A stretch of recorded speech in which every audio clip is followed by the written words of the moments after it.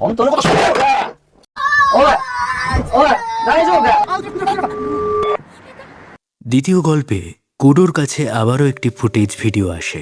ইচিকাওয়াকে সে বলে যে এই ভিডিওটি দুটি কাপল শ্যুট করেছে। এরপর কুডো ভিডিওটি প্লে করে, যেখানে আমরা ইয়োকো, তাকাগি, কুরাতা এবং সানায়ে বলে চারজনকে একটি পরিত্যক্ত বিল্ডিংয়ে যেতে দেখি। বিল্ডিংয়ে ঢোকার পরই তারা অনুভব করে যে সেখানকার পরিবেশ প্রচণ্ড ঠান্ডা। কিছুক্ষণ পর ইয়োকো বলে যে সে সিঁড়ির দিক থেকে বুদ্ধিস্ট টেম্পলের ঘণ্টার মতো একটি ডিং শব্দ শুনতে পেয়েছে। সানায়ে বলে সে ভয় পাচ্ছে এবং সিঁড়ির কাছে পৌঁছাতেই তারা সেই শব্দটি আবার শুনতে পায়। এবার বিষয়টি তাদের কাছে অদ্ভুতুরে ঠেকে, তবুও তারা ভয়ে ভয়ে উপরের তলায় উঠতে শুরু করে। বিল্ডিংয়ের সেই অংশে ভীষণ অন্ধকার ছিল এবং এখানে তারা আবার সেই শব্দ শুনতে পায়, যা সানায়েকে আরও বেশি ভয় পাইয়ে দেয় এবং সে রীতিমতো কাঁদতে শুরু করে। তারা আরও উপরে যাওয়ার সিদ্ধান্ত নেয় এবং এবার শব্দটা খুব কাছ থেকে শুনতে পায়। ঠিক তখনই তারা কারো ভারী পায়ের আওয়াজ শুনতে পায় এবং সবাই মারাত্মক আতঙ্কিত হয়ে পড়ে। তাকাগি জিজ্ঞেস করে, এখানে কেউ কি আছে? এবং যখন তারা বুঝতে পারে যে পায়ের আওয়াজ তাদের দিকেই এগিয়ে আসছে, তারা সেখান থেকে লুঙ্গি তুলে দৌড়ে পালাতে শুরু করে। কিন্তু কিছু দূর যাবার পর তারা দেখে সামনের রাস্তাটাই বন্ধ। ইয়োকো এখানে সবাইকে শান্ত হতে বলে এবং জানায় যে সে একটি ঘর থেকে কিছু শব্দ শুনতে পাচ্ছে। ঠিক তখনই একটি মেয়ের কাঁপতে থাকা শরীর দেখে তারা আতঙ্কিত হয়ে পড়ে এবং এখানেই ফুটেজটি শেষ হয়। কুডো বলে যে এবার ক্যামেরায় একটি কাঁপতে থাকা ভূত অর্থাৎ শিভারিং ঘোস্ট বন্দী হয়েছে এবং তারা ভিডিওর সেই পরিত্যক্ত বিল্ডিংটিতে যাওয়ার সিদ্ধান্ত নেয়। কুডোরা সেই বন্ধুদের গ্রুপের সাথে দেখা করে এবং ইচিকাওয়া তাদের জিজ্ঞেস করে যে তাদের সাথে আরেকটি মেয়ে ছিল, সে কোথায় গেল, যার উত্তরে তারা জানায় যে তারা মেয়েটির সাথে যোগাযোগ করতে পারেনি। কুডোরা তাই এবার এই তিনজনকে নিয়ে যাওয়ার সিদ্ধান্ত নেয়।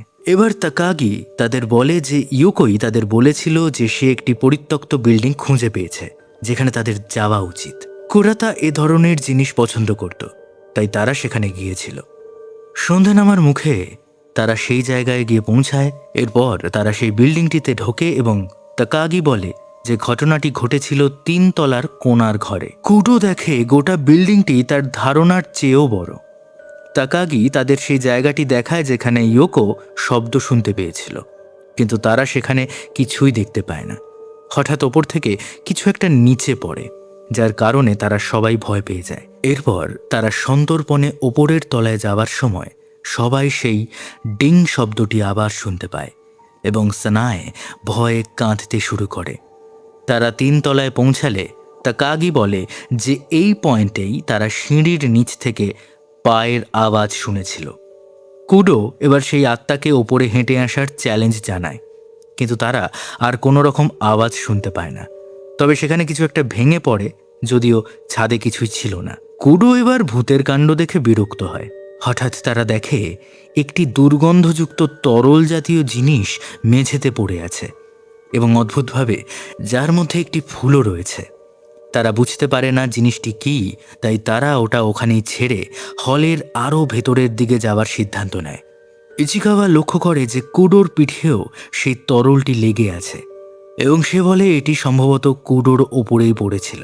এরপর তাকাগি তাদের সেই ঘরটি দেখায় যেখানে তারা ভূতটি দেখেছিল। ঘরের বাইরের করিডোরের অবস্থা বেশ শোচনীয় ছিল। মেঝেতে আঠালো তরল ছত্রাক পড়েছিল, এছাড়াও সিলিংয়ের অবস্থাও ভয়ঙ্কর ছিল। এরপর কুডো ইচিকাওয়াকে সেই ঘরের ভেতরে যেতে বলে। ইচিকাওয়া ঘরে ঢুকে বলে যে সেখানে অস্বাভাবিক কিছুই নেই, কিন্তু তখনই হঠাৎ তার ফ্ল্যাশ লাইট নিভে যায়। তবে সে লক্ষ্য করে যে তার ফ্ল্যাশ লাইটটি ঘরের ঠিক একটি নির্দিষ্ট পয়েন্টেই নিভে যাচ্ছে। এবার সে আতঙ্কিত হয়ে বাইরে আসার চেষ্টা করে, কিন্তু কুডো তাকে জোর করে আবারও লাইট ফেলে দেখাতে বলে। ইচিকাওয়া আতঙ্কিত হয়ে আবারও আলো ফেলে এবং সেই পয়েন্টে আলো বন্ধ হয়ে যায়। কুডো এখানে নিজেও ঘরে ঢোকে এবং পরীক্ষা করে দেখে যে তার কম্পাসটি সেখানে কাজ করছে না, অর্থাৎ সেখানে কোনো প্রকার প্যারানর্মাল ব্যাপার থাকতেই পারে। এরপর কুডো চুল দিয়ে বানানো মন্ত্রপুত তাবিজটি বের করে, যেটা আমরা ফাইল 1-এ দেখেছিলাম কুচিসাকে ওনার কেসটায়।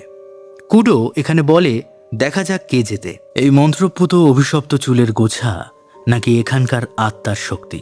অর্থাৎ সে এক্সপেরিমেন্ট করতে চাইছে। তাকাগি এখানে তাকে জিজ্ঞেস করে এটি কি জিনিস। কুডো বলে যে এটি একটি সাধারণ আচারের জিনিস, অনেকটা সৌভাগ্যের কবজের মতো। এবং ইচিকাওয়া যখন বলে এটি সৌভাগ্যের নয়, তখন কুডো ইচিকাওয়াকে একটা কষিয়ে লাথি মারে।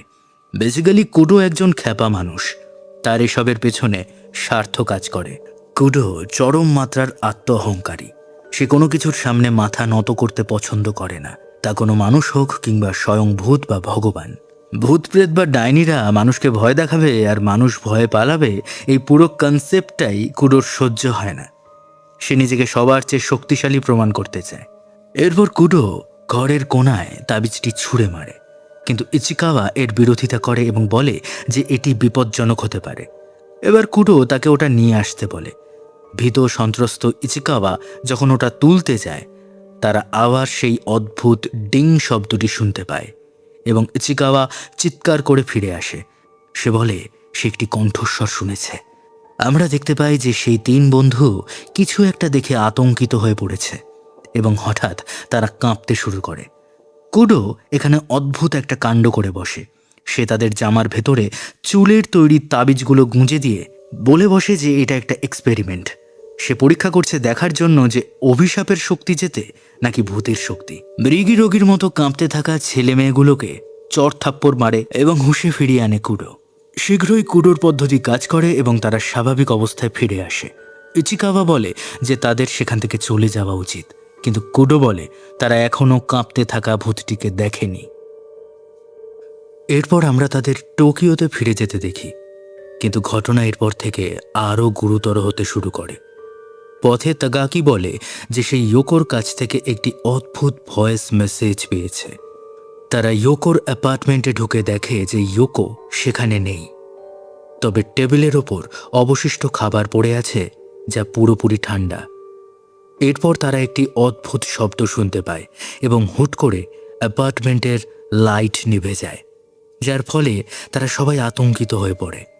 তা শিরো ক্যামেরার নাইট মোড অন করে এবং নিজের সামনে কাউকে দেখে আতঙ্কিত হয়ে পড়ে। আমরা দেখতে পাই কাঁপতে থাকা ভূতটি কুরাতার দিকে পয়েন্ট আউট করে তাকাগির পেছনেই দাঁড়িয়ে, কিন্তু অন্ধকারের কারণে অন্য কেউ তা দেখতে পাচ্ছিল না। হঠাৎ এখানে লাইট চলে আসে এবং স্বাভাবিকভাবে সেখানে কিছুই ছিল না, আর আমরা কুরাতাকে মেঝেতে অজ্ঞান অবস্থায় পড়ে থাকতে দেখি। পরের দিন কুরাতা একটি ভিডিও টেপ নিয়ে কুডোর অফিসে আসে এবং তাদের বলে যে তারা তাকে যে ভিডিওটি পাঠিয়েছিল তা কিছুটা ক্রপ করা বা কাটা ছিল, এবং সে এখানে আরও জানায় যে সে এবং ইয়োকো আসলে অবৈধ সম্পর্কে রয়েছে। সেই ভুতুরে বিল্ডিং থেকে ফেরার পর তারা ইয়োকোর অ্যাপার্টমেন্টে গিয়েছিল এবং সম্পর্ক জানাজানি হবার ভয়ে সে ভিডিওর ওই অংশটি কেটে দিয়েছিল।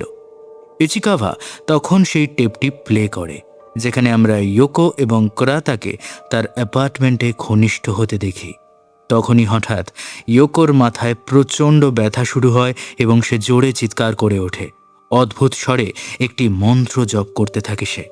কুরাতা তার জ্ঞান ফেরানোর চেষ্টা করে, কিন্তু সে অজ্ঞান হয়ে যায়।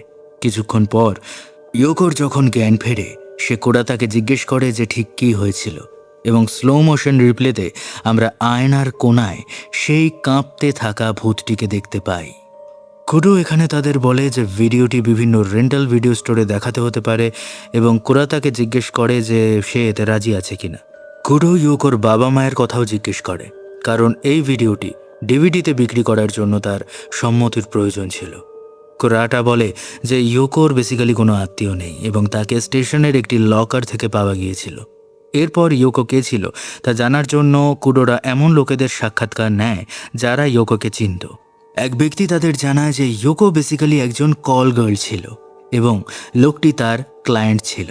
ইচিকাওয়া তাকে জিজ্ঞেস করে সে জানে কিনা ইয়োকো এখন কোথায় বা সম্প্রতি তার সাথে কোনো কথা হয়েছে কিনা, যার জবাবে লোকটি বলে তার এ বিষয়ে কোনো ধারণা নেই, তবে এমন মাঝে মাঝে হতো যে ইয়োকো আকাশের দিকে এক দৃষ্টে তাকিয়ে থাকতো এবং জিজ্ঞেস করত তুমি কি সেটা দেখতে পাচ্ছ। ইচিকাওয়া জিজ্ঞেস করে তার কি মনে আছে এই ঘটনাটি কোথায় ঘটেছিল। লোকটি এরপর অদ্ভুত বিষয়ে কথা বলতে শুরু করে। লোকটি জানায় ইয়োকো টোকিও স্কাইট্রি খুব পছন্দ করত। ইয়োকোর মতে স্কাইট্রি শক্তির প্রবাহকে আটকে দেয় এবং এটি ওপরের দিকে মহাকাশে এনার্জি ফ্লো করে পাঠিয়ে দেয়। সেই শক্তিটি স্কাইট্রির ওপর থেকে ফুলের আকারে বের হয়, যা দেখতে নর্দার্ন লাইটসের মতো লাগে এবং এটা গোটা মহাকাশে ছড়িয়ে পড়ে। এই গোটা প্রসেসটি আসলে ইউনিভার্সদের কানেক্ট করে। এবং বন্ধুরা, স্কাইট্রির ব্যাপারটি আপনারা এখানে মনে রাখবেন। ইচিকাওয়া এরপর জিজ্ঞেস করে এটি দিনে ঘটে নাকি রাতে। লোকটি বলে দিনের বেলায়, এবং পুরো এনার্জিটাকে দেখতে একটা ফুলের মতো লাগে। সেটা ইয়োকোর খুব পছন্দ ছিল, অর্থাৎ ইয়োকো স্ট্রেঞ্জ কিছু দেখতে পেত। এরপর আইকো নামের একটি মেয়ে আরও শকিং কিছু জিনিস জানায়। সে জানায় যে ইয়োকোর সাথে তার একটি ক্লাবে দেখা হয়েছিল, যেখানে ইয়োকো তাকে সিডিউস করছিল এবং ইয়োকো আসলে একজন বাইসেক্সুয়াল ছিল, অর্থাৎ একই সময়ে বেশ কয়েকজন পুরুষ এবং নারীর সাথে সে ডেট করেছে। মেয়েটি বলে তারা যখন চরম তৃপ্তি বা অর্গাজম লাভ করত তখন সেখানে একটি সুন্দর আলো ছড়াতো এবং ইয়োকো সেটি দেখে ভীষণ আনন্দ পেত। তবে শেষবার সে আলোটি দেখলেও সেই আলোটি চুঁইয়ে পড়ছিল এবং সেটি ভীষণ রকম ডার্ক কিছু ছিল এবং বিশ্রীভাবে সব জায়গায় ছড়িয়ে পড়ছিল। ইচিকাওয়া মেয়েটিকে জানায় যে তাদের শেষ দেখা কবে হয়েছিল। সে বলে 28শে জানুয়ারি, আর ইচিকাওয়া জানায় যে তারা 27শে জানুয়ারি সেই পরিত্যক্ত জায়গায় গিয়েছিল। এরপর সেই মেয়েটিও একইভাবে স্কাইট্রির কথা বলে যে তারা সেখানে অনেক যেত, অর্থাৎ সেই স্কাইট্রি আর ইয়োকোর কিছু একটা সম্পর্ক ছিল। এরপরে ইচিকাওয়া কুরাতা এবং তাকাগিকে বলে যে ইয়োকো একই সাথে 7 জন পুরুষ ও নারীর সাথে সম্পর্কে ছিল। সে তাদের জিজ্ঞেস করে ইয়োকোর আচরণে কি অদ্ভুত কিছু ছিল বা সে কি অস্বাভাবিক কিছু বলেছিল, যার জবাবে তারা বলে এমন কিছুই ছিল না। এবার কুডো বিরক্ত হয়। তার মনে হচ্ছিল তারা কিছু এড়িয়ে যাচ্ছে বা লুকোনোর চেষ্টা করছে। তাই চরম রেগে গিয়ে কুডো তাদের সত্যি কথা বলতে বলে। তারা দুজনেই ভয় পেয়ে যায় এবং তাকাগি তাকে বলে যে ইয়োকো একবার তাকে বলেছিল যে সে অনেক দূর থেকে এসেছে এবং তাকে ফিরে যেতে হবে। সে নাকি কোনো মানুষ নয়। তাকাগি ভেবেছিল সে মজা করছে এবং তাকে জিজ্ঞেসও করেছিল সে কি কোনো এলিয়েন বা ভিনগ্রহের প্রাণী। ইয়োকো বলেছিল না। মাঝে মধ্যে সে তাকাগির হাত ধরে বলতো সে তাকে ভালো অনুভূতি দেবে, এবং তখনই তার পেছনে একটা বিশাল উজ্জ্বল আলো বা হলো দেখা যেত, যা তাকে চরম তৃপ্তি দিত। কুরাতা বলে ইয়োকো শূন্যে ভাসতে পারত। কুডো এই কথাটা বিশ্বাস করতে চায় না। তখন কুরাতা তাদের একটি ছবি দেখায় যা প্রমাণ করে যে সে মিথ্যে বলছে না, এবং ইয়োকোকে শূন্যে ভাসতে দেখে তারা সবাই চমকে যায়। তারা লক্ষ্য করে যে ইয়োকোর মুখে একটি ফুল রয়েছে, সেই সাদা রঙের ফুল, যে ফুলটি পরিত্যক্ত বিল্ডিংয়ে পাওয়া গিয়েছিল। কুডো তাদের জিজ্ঞেস করেন তারা কি ইয়োকোর সাথে স্কাইট্রিতে গিয়েছিল। তারা অবাক হয়ে এখানে বলে হ্যাঁ, তারা গিয়েছিল। ইচিকাওয়া স্কাইট্রির কাছে একটি দোকানে যায়। সেখানে ইয়োকো প্রায়শই আসত। সে দোকানের মালিককে বলে যে ইয়োকো বলে একটি মেয়েকে সে খুঁজছে। মালিক তাকে জানায় যে কয়েক সপ্তাহ আগে ইয়োকো এখানে একজন লোকের সাথে এসেছিল যাকে সে টিচার বলে ডাকছিল, কিন্তু লোকটিকে দেখে টিচার বা শিক্ষকের মতো মনে হতো না। এছাড়াও লোকটি অদ্ভুতভাবে ফিসফিসিয়ে কথা বলতো ইয়োকোর সাথে। ইচিকাওয়া জিজ্ঞেস করে সে কি বলতে পারবে শিক্ষকটি দেখতে কেমন, যার উত্তরে মালিক স্কাইট্রির সামনে ইয়োকোর সাথে তোলা শিক্ষকের একটি ছবি তাকে দেখায়। সে আরও জানায় যে শিক্ষক প্রতিদিন এই দোকানের পাশ দিয়ে হেঁটে যান, একবার সকালে যান এবং অন্ধকার হলে ফিরে আসেন। ইচিকাওয়া বাইরে এসে কুডোকে সেই ছবি দেখায় এবং তারা লক্ষ্য করে যে ছবির পেছনে আকাশে অদ্ভুত কিছু কালো কালো দাগ রয়েছে। এরপর তারা শিক্ষকের আসার অপেক্ষায় দোকানের সামনে ক্যামেরা লুকিয়ে বসে থাকে। অবশেষে লোকটি সেখানে আসেন এবং দোকানের বাইরে দাঁড়ান, কিন্তু এবার তিনি দোকানে ঢোকেননি। ইচিকাওয়া তার কাছে গিয়ে বলে যে সে ইয়োকোর বন্ধু এবং ইয়োকো কিছুদিন ধরে নিখোঁজ, কিন্তু লোকটি যেন একটি ঘোরের মধ্যে ছিলেন। তিনি কন্যা, সৃষ্টিকর্তা এবং ডেমন সম্পর্কে কিছু একটা বলেন। ইচিকাওয়া এখানে তার কথা বুঝতে পারে না এবং যখন সে ফিরে এসে কুডোকে সব জানায় সেও কিছু বুঝতে পারে না। এরপর তারা তার পিছু নিতে শুরু করে। কুডোরা দেখে শিক্ষক লোকটি এরপর স্কাইট্রির পাশের একটি ব্রিজে দাঁড়ান এবং হাত ওপরে তোলেন। তারপর সামনের দিকে এগিয়ে যান, যেন কাউকে তিনি আহ্বান করছেন। তারা লোকটির পিছু করা চালিয়ে যায় এবং তাকে একটি বাড়িতে ঢুকতে দেখে এবং তারা ধরে নেয় যে তিনি সেখানেই থাকেন। কুডো তখন সামাজিক নিরাপত্তা অফিসে ফোন করে এবং শিক্ষকের ব্যাপারে খোঁজ নেয়। তারা জানতে পারে যে তিনি আগে একজন বিল্ডিং ডিজাইনার ছিলেন এবং ভিডিওর সেই বৃহৎ পরিত্যক্ত বিল্ডিংটির ডিজাইনারও তিনিই ছিলেন। বিল্ডিংটি তৈরি হওয়ার পর সেটির এক অদ্ভুত আকৃতি দাঁড়িয়েছিল এবং জানা যায় যে তিনি একটি অদ্ভুত বৈপ্লবিক নকশা তৈরি করেছিলেন, যার পর মালিক সেটি বন্ধ করে দেন। তাছাড়া তিনি বিপত্নিক ছিলেন এবং তার কোনো সন্তানাদিও নেই। ইচিকাওয়া এরপর টেপটি প্লে করে এবং বলে যে তারা ভিডিওর ইন্টারফেয়ারেন্স বা ত্রুটিগুলো দূর করছে। তারা সেই ভিডিওর একটি ফ্রেমে এক অদ্ভুত লোককে দেখতে পায়, যাকে অনেকটা শিক্ষক লোকটির মতো দেখতে ছিল। এটা দেখে তারা হতবাক হয়ে যায়, কিন্তু কুরাতা এবং তাকাগি বলে যে তারা সেই সময় কাউকে দেখতে পায়নি। অর্থাৎ সন্দেহ গাঢ় হয় যে লোকটি কোনোভাবে ইয়োকোর অন্তর্ধানের জন্য দায়ী। পরের দিন তারা আবার শিক্ষকের পিছু করতে শুরু করে এবং স্কাইট্রির কাছে গিয়ে তাকাগির সাথে দেখা হয়, যাকে কুডো সেখানে ডেকেছিল। কুডো তাকাগির হাতে ক্যামেরা দিয়ে বলে যে তার ওপর সে ভরসা রাখছে এবং তারপর তাকাগি শিক্ষকের পেছনে পেছনে যায়। কুডো ইচিকাওয়াকে শুধু নজর রাখতে বলে এবং আমরা প্ল্যান অনুযায়ী কুরাতাকেও ব্রিজের অন্য দিক থেকে আসতে দেখি। তারা শিক্ষকের মুখোমুখি হয় এবং তাকে কঠিন গলায় জিজ্ঞেস করে যে ইয়োকোর কি হয়েছে। শিক্ষক লোকটি এবার স্কাইট্রির দিকে ওপরে আঙ্গুল তোলেন এবং কুরাতা যখন রাগের মাথায় তাকে আক্রমণ করার চেষ্টা করে তিনি তাকে অজ্ঞান করে দেন। তিনি তাকাগির সাথেও একই কাজ করেন, যার পর তিনি তার দুই হাত ওপরে তোলেন এবং একটি ডিং শব্দ হয়। কুডো এবং অন্যরা আকাশে ইয়োকোকে উড়তে দেখে স্তব্ধ হয়ে যায় এবং তারপর সে হঠাৎ অদৃশ্য হয়ে যায়। কুডো এরপর সেই চুলের অভিশপ্ত তাবিজগুলো পরে শিক্ষকের পেছন পেছন যায়, কিন্তু তারা দেখে শিক্ষক লোকটি কুরাতাকে নিয়ে গায়েব হয়ে গেছে। ঠিক তখনই সেই কাঁপতে থাকা ভূতটি সেখানে আবির্ভূত হয় এবং কুডোকে ধাক্কা মেরে মাটিতে ফেলে দিয়ে বাতাসে একইভাবে উড়ে যায়। ইচিকাওয়া লক্ষ্য করে যে কুডোর হাতে সেই সাদা ফুলটি রয়েছে। এরপর আমরা 2 সপ্তাহ পরের সিন দেখতে পাই। ইচিকাওয়া বলে যে তাকাগির সেই ব্রিজের ঘটনার কোনো স্মৃতি আর মনে নেই। কুরাতা এবং ইয়োকো এখনও নিখোঁজ। তারা শিক্ষক লোকটির বাড়ির পাশ দিয়ে কয়েকবার গিয়েছে, কিন্তু তিনিও আর কখনোই ফিরে আসেননি। অন্যদিকে কুডো কোমাতে এবং কোন কারণে তার এই অবস্থা সেটা আজও অজ্ঞাত।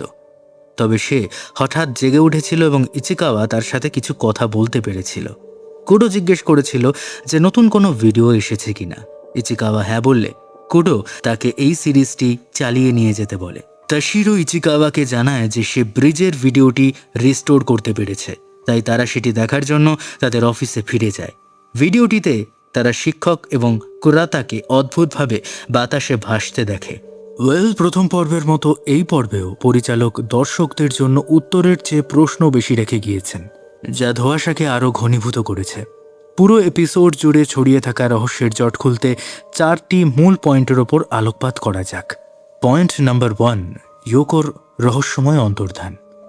ইয়োকো এবং তার বন্ধুরা যে পরিত্যক্ত বাড়িতে গিয়ে ভিডিওটি রেকর্ড করেছিল, সেখানে মূলত একটি অত্যন্ত শক্তিশালী এবং অশুভ অতিপ্রাকৃতিক শক্তি বা অভিশাপ সক্রিয় ছিল। যেহেতু ইয়োকো সেই অভিশপ্ত ভিডিওটির মূল রেকর্ডিংয়ের সাথে সরাসরি যুক্ত ছিল, তাই হরর ঘরানার চেনা ছক অনুযায়ী সেই অদৃশ্য অশুভ শক্তিটি তাকে নিজের নিয়ন্ত্রণে নিয়ে নেয়। সত্তাটি ইয়োকোকে সম্পূর্ণভাবে গ্রাস অর্থাৎ কনজিউম করে অথবা অন্য কোনো ডাইমেনশনে নিয়ে যায়, যার কারণে বাস্তবে তার আর কোনো চিহ্ন থাকে না। পয়েন্ট নাম্বার 2, সেই অদ্ভুতুরে লোকটির আসল পরিচয়। এপিসোডের শেষের দিকে সে পুরো ফোকাস কেড়ে নেন এক অদ্ভুতুরে ব্যক্তি। তাকে ঘিরে 2টো জোরালো সম্ভাবনা দেখা যায়। তিনি হয়তো কোনো গুপ্ত সাধনা বা ওকাল্টের সাথে যুক্ত, অথবা তিনি নিজেই কোনো ডার্ক এনার্জি যা মানুষের রূপ ধরে এই পৃথিবীতে ঘুরে বেড়াচ্ছে। যেহেতু এই পর্বে আমাদের অন্য ইউনিভার্সের সাথে যুক্ত একটি পোর্টাল বা দরজার ধারণা দেওয়া হয়েছে, তাই এই সম্ভাবনা উড়িয়ে দেওয়া যায় না। বিশেষ করে ইচিকাওয়াকে সেই লোকটির বলা অদ্ভুত কথাটি বেশ তাৎপর্যপূর্ণ।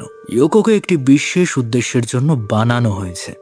এর মানে দাঁড়ায় লোকটি হয়তো কোনো বিশেষ খারাপ উদ্দেশ্যে ইয়োকোকে বেছে নিয়েছিল, অথবা ইয়োকো নিজেই কোনো ডার্ক এনার্জির অংশ। খেয়াল করলে মনে পড়বে ইয়োকো বারবার বলতো যে সে মানুষ নয়, আবার এলিয়েনও নয়, সে অন্য কিছু। পয়েন্ট নাম্বার 3, সেই পরিত্যক্ত বিল্ডিংটি আসলে কোনো সাধারণ বাড়ি নয়, বরং অন্য মাত্রা থেকে আসা শক্তির একটি মাধ্যম বা মিডিয়াম হিসেবে কাজ করছিল। আর সবথেকে রহস্যময় ব্যাপার হলো, ইয়োকো নিজেই তার বন্ধুদের সেখানে ডেকে নিয়ে গিয়েছিল। আমার ব্যক্তিগত মতামত হলো, ইয়োকো হয়তো আগে থেকেই কোনো সত্তা বা এনার্জির খপ্পরে পড়েছিল এবং বাকিদের সেখানে নিয়ে গিয়ে সেই শক্তির কাছে উৎসর্গ বা কনজিউম করানোর চেষ্টা করছিল।